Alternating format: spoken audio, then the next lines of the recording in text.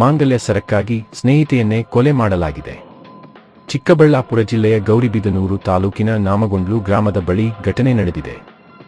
ಅರ್ಚನಾ ಕೊಲೆಯಾದವರು ಸ್ನೇಹಿತರಾದ ರಾಕೇಶ್, ನವೀನ್, ನಿಹಾರಿಕಾ ಮತ್ತು ಅಂಜಲಿ ಕೊಲೆ ಮಾಡಿದ ಆರೋಪಿಗಳು. ಆಂಧ್ರದ ಸತ್ಯಸಾಯಿ ಜಿಲ್ಲೆಯ ಹಿಂದೂಪುರ ನಿವಾಸಿಯಾದ ಅರ್ಚನಾ ಬಿಡುವಿನ ವೇಳೆಯಲ್ಲಿ ಮದುವೆ ಮನೆಗಳಲ್ಲಿ ಸ್ವಾಗತಕಾರರಾಗಿ ಕೆಲಸ ಮಾಡುತ್ತಿದ್ದರು. ಅರ್ಚನಾಗೆ ಮದುವೆಯಾಗಿ 2 ಮಕ್ಕಳು ಇದ್ದಾರೆ. ಅರ್ಚನಾ ಆಗಸ್ಟ್ 14ರಂದು ಸ್ನೇಹಿತರ ಜೊತೆ ಚಿಕ್ಕಬಳ್ಳಾಪುರದ ಈಶಾ ಫೌಂಡೇಶನ್ಗೆ ಹೋಗಿ ಬರುವುದಾಗಿ ಮನೆಯಿಂದ ಹೊರಬಂದವರು ವಾಪಸ್ ಹೋಗಿಲ್ಲ. ಆಗಸ್ಟ್ 17ರಂದು ಚಿಕ್ಕಬಳ್ಳಾಪುರ ಜಿಲ್ಲೆ ಗೌರಿಬಿದನೂರು ತಾಲೂಕಿನ ನಾಮಗೊಂಡ್ಲು ಗ್ರಾಮದ ಬಳಿ ಅರ್ಚನಾ ಶವ ಪತ್ತೆಯಾಗಿತ್ತು. ಮಂಚೇನಹಳ್ಳಿ ಠಾಣೆ ಪೊಲೀಸರು ಪ್ರಕರಣ ದಾಖಲಿಸಿಕೊಂಡು ತನಿಖೆ ನಡೆಸಿ 2 ಆರೋಪಿಗಳನ್ನು ಬಂಧಿಸಿದ್ದಾರೆ. ಬೆಂಗಳೂರಿನಲ್ಲಿ ಆಟೋ ಓಡಿಸಿಕೊಂಡಿದ್ದ ಚಾಲಕ ರಾಕೇಶ್ ಹಾಗೂ ಈತನ ಗರ್ಲ್ ಫ್ರೆಂಡ್ ಅಂಜಲಿಯನ್ನು ಬಂಧಿಸಿ ವಿಚಾರಣೆಗೆ ಒಳಪಡಿಸಿದಾಗ ಭಯಾನಕ ರಹಸ್ಯ ಬಯಲಾಗಿದೆ.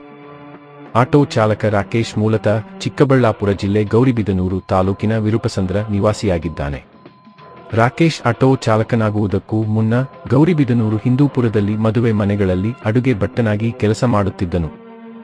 ಆಗ ಮದುವೆ ಮನೆಗಳಲ್ಲಿ ಸ್ವಾಗತಕಾರರಾಗಿ ಕೆಲಸಕ್ಕೆ ಬರುತ್ತಿದ್ದ ಅರ್ಚನಾ ಪರಿಚಯವಾಗಿದ್ದಾರೆ. ಇಬ್ಬರ ಮಧ್ಯೆ ಅಣ್ಣತಂಗಿಯ ಬಾಂಧವ್ಯ ಇತ್ತಂತೆ. ಇತ್ತೀಚೆಗೆ ಅರ್ಚನಾ ರಾಕೇಶ್ಗೆ ವಿಡಿಯೋ ಕಾಲ್ ಮಾಡಿ ಕಷ್ಟ ಸುಖ ವಿಚಾರಿಸಿದ್ದಾರೆ.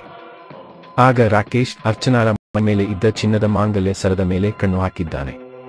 ಫೈನಾನ್ಸ್ನಲ್ಲಿ ಸಾಲ ಪಡೆದು ಆಟೋ ಖರೀದಿ ಮಾಡಿದ್ದ ರಾಕೇಶ್ ಕಳೆದ 3 ತಿಂಗಳಿನಿಂದ ಇಎಂಐ ಕಟ್ಟಿರಲಿಲ್ಲ. ಇದರಿಂದ ಆಟೋ ಜಪ್ತಿ ಮಾಡುವ ಭಯದಲ್ಲಿ ಅರ್ಚನಾರ ಚಿನ್ನಾಭರಣ ಕದಿಯುವ ಯೋಚನೆ ರಾಕೇಶ್ ಮಾಡಿದ್ದಾನೆ. ತನ್ನ ಈ ಯೋಚನೆಯನ್ನು ಬೆಂಗಳೂರಿನ ಮಾರುತ್ತಹಳ್ಳಿಯ ಪಿಜಿಯೊಂದರಲ್ಲಿ ವಾಸುತ್ತಿದ್ದ ತನ್ನ ಮತ್ತೋರ್ವ ಗರ್ಲ್ ಫ್ರೆಂಡ್ ನಿಹಾರಿಕಾಗೆ ತಿಳಿಸಿದ್ದಾನೆ. ಈ ವಿಚಾರವನ್ನು ನಿಹಾರಿಕಾ ಆಪ್ತ ಗೆಳತಿ ಅಂಜಲಿಗೆ ತಿಳಿಸಿದ್ದಾಳೆ. ಆಗ ಅಂಜಲಿ ತನ್ನ ಇನ್ನೋರ್ವ ಸ್ನೇಹಿತ ನವೀನ್ಗೆ ತಿಳಿಸಿ ರಾಕೇಶನ ಕೃತ್ಯಕ್ಕೆ ಸಾಥ್ ನೀಡಲು ಹೇಳಿದ್ದಾಳೆ. ನಂತರ ರಾಕೇಶ್ ಅರ್ಚನಾರಿಗೆ ಕರೆ ಮಾಡಿ ಈಶಾ ಫೌಂಡೇಶನ್ಗೆ ಹೋಗೋಣ ಅಂತ ಹೇಳಿದ್ದಾನೆ. ರಾಕೇಶ್ ಮಾತಿಗೆ ಅರ್ಚನಾ ಒಪ್ಪಿದ್ದಾರೆ. ಬಳಿಕ ನವೀನ್, ರಾಕೇಶ್, ಅಂಜಲಿ ಮೂವರು ಪಿಜಿ ಮಾಲೀಕರ ಕಾರನ್ನು ತೆಗೆದುಕೊಂಡು ಹಿಂದೂಪುರಕ್ಕೆ ಹೋಗಿ ಇಲ್ಲಿ ಅರ್ಚನಾರನ್ನು ಕರೆದುಕೊಂಡು ದಿನವಿಡೀ ಸುತ್ತಾಡಿದ್ದಾರೆ. ಸಂಜೆಯಾಗುತ್ತಿದ್ದಂತೆ ಕಾರಿನಲ್ಲಿ ಅರ್ಚನಾರ ಕತ್ತಿಗೆ ವೇಲ್ನಿಂದ ಬಿಗಿದು ಕೊಲೆ ಮಾಡಿದ್ದಾರೆ. ನಂತರ ಅರ್ಚನಾ ಮೈ ಮೇಲೆ ಇದ್ದ ಚಿನ್ನಾಭರಣಗಳನ್ನು ಕದ್ದು ಶವವನ್ನು ನಾಮಗೊಂಡ್ಲು ಗ್ರಾಮದ ಬಳಿ ಬಿಸಾಡಿ ಪರಾರಿಯಾಗಿದ್ದಾರೆ. ಆಟೋ ಚಾಲಕ ರಾಕೇಶ್ ಬೆಂಗಳೂರಿನಲ್ಲಿ ಶೋಕಿಲಾಲನಾಗಿದ್ದು ಮಾಡಿದ ಸಾಲ ತೀರಿಸಲು ಹಾಗೂ ಆಟೋದ ಇಎಂಐ ಕಟ್ಟಲು ತಂಗಿಯಂತಿದ್ದ ಅರ್ಚನಾರನ್ನು ಕೊಲೆ ಮಾಡಿದ್ದಾನೆ. ಮಂಚೇನಹಳ್ಳಿ ಠಾಣೆ ಪೊಲೀಸರು ರಾಕೇಶ್ ಮತ್ತು ಅಂಜಲಿಯನ್ನು ಬಂಧಿಸಿ ನ್ಯಾಯಾಂಗ ಬಂಧನಕ್ಕೆ ಒಪ್ಪಿಸಿದ್ದಾರೆ. ನಿಹಾರಿಕಾ ಹಾಗೂ ನವೀನ್ಗಾಗಿ ಪೊಲೀಸರು ಬಲೆ ಬೀಸಿದ್ದಾರೆ. ಮಾಂಗಲ್ಯ ಸರಕ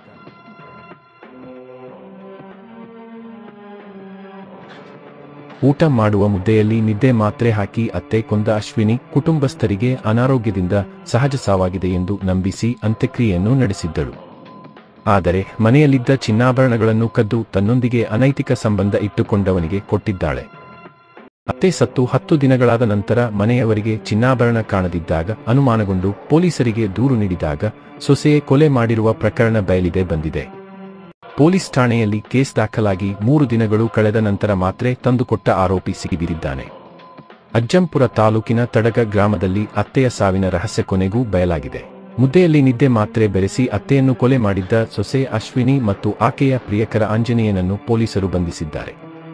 ಕಳೆದ ದಿನಗಳ ಹಿಂದೆ ಮೃತಪಟ್ಟಿದ್ದ ಅತ್ತೆ ದೇವಿರಮ್ಮ ಅವರ ಶವವನ್ನು ಮರಳಿ ಹೊರತೆಗೆದು ಮರಣೋತ್ತರ ಪರೀಕ್ಷೆ ನಡೆಸಲು ಪೊಲೀಸರು ಮುಂದಾಗಿದ್ದಾರೆ.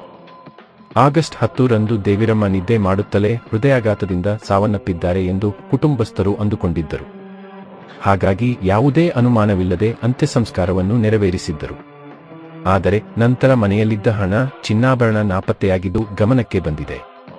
ಇದರಿಂದ ಅನುಮಾನಗೊಂಡ ಕುಟುಂಬಸ್ಥರು ಅಜ್ಜಂಪುರ ಪೊಲೀಸ್ ಠಾಣೆಯಲ್ಲಿ ದೂರು ದಾಖಲಿಸಿದ್ದಾರೆ.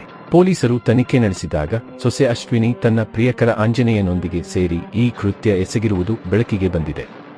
ಕಳ್ಳತನದ ಉದ್ದೇಶದಿಂದ ಈ ಕೊಲೆ ನಡೆದಿದೆ ಎಂದು ಪೊಲೀಸರು ತಿಳಿಸಿದ್ದಾರೆ. ಬಂಧಿತರಿಂದ 218 ಗ್ರಾಂ ಚಿನ್ನಾಭರಣ, ಸುಮಾರು 20 ಲಕ್ಷ ರು ಮೌಲ್ಯ ಮತ್ತು 16 ಲಕ್ಷ ಮೌಲ್ಯದ ಟಿಟಿ ವಾಹನವನ್ನು ಪೊಲೀಸರು ವಶಪಡಿಸಿಕೊಂಡಿದ್ದಾರೆ. ಈ ಪ್ರಕರಣದ ಇನ್ನಷ್ಟು ವಿಚಾರಗಳು ಮರಣೋತ್ತರ ಪರೀಕ್ಷೆಯ ನಂತರ ಹೊರಬರಲಿವೆ. ಅತ್ತೆಯ ಮೃತದೇಹವನ್ನು ಸಮಾಧಿಯಿಂದ ಹೊರಗೆ ತೆಗೆಯುವ ಪ್ರಕ್ರಿಯೆಯನ್ನು ಪೊಲೀಸರು ಆರಂಭಿಸಿದ್ದಾರೆ. ಇದಕ್ಕೆ ತಾಲೂಕು ದಂಡಾಧಿಕಾರಿಗಳ ಅನುಮತಿ ಹಾಗೂ ಹಾಜರಾತಿಯೂ ಇರಬೇಕಾಗುತ್ತದೆ. ಈ ಹಿನ್ನೆಲೆಯಲ್ಲಿ ಪೊಲೀಸರು ಶವ ಹೊರತೆಗೆದು ಮರಣೋತ್ತರ ಪರೀಕ್ಷೆ ನಡೆಸಿ ಪ್ರಕರಣದ ಮತ್ತಷ್ಟು ತನಿಖೆ ಮಾಡುವುದಕ್ಕೆ ಮುಂದಾಗಿದ್ದಾರೆ. ಆದರೆ ಕುಟುಂಬಕ್ಕೆ ಆಸರೆಯಾಗಿದ್ದ ಅತ್ತೆಯನ್ನೇ ಕೊಲೆ ಮಾಡಿದ ಸೊಸೆಗೆ ಕಠಿಣ ಶಿಕ್ಷೆಯಾಗಬೇಕೆಂದು ಎಲ್ಲರೂ ಆಗ್ರಹಿಸಿದ್ದಾರೆ.